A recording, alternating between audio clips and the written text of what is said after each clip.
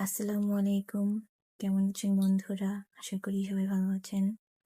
তো আজকের আমি আলোচনা করব পরীক্ষায় পাশ করার জন্য দোয়া। এখন অনেক শিক্ষার্থীরা পরীক্ষা দিচ্ছে, পড়াশোনা করছে। কিন্তু দোয়া দরুদেরও তো দরকার আছে, তাই না?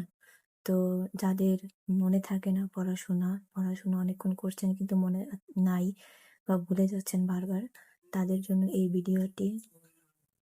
তো আমি একটা আমল আপনাদের সাথে শেয়ার করব, যেটা আপনি পড়লে আহ, সবকিছু মনে থাকবে।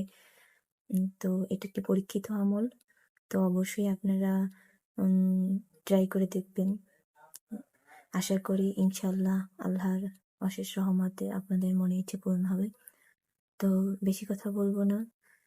দোয়াটি হচ্ছে, প্রথমে 11 বার দুরূদ শরীফ পাঠ করে নেবেন। তারপর 7 বার সূরা ফাতিহা পড়বেন। তারপর 7 বার সূরা ইখলাস পাঠ করবেন।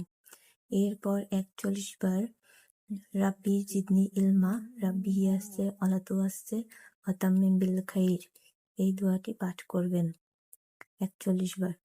তারপর আবার পুনরায় 11 বার দুরূদ পাঠ করবেন।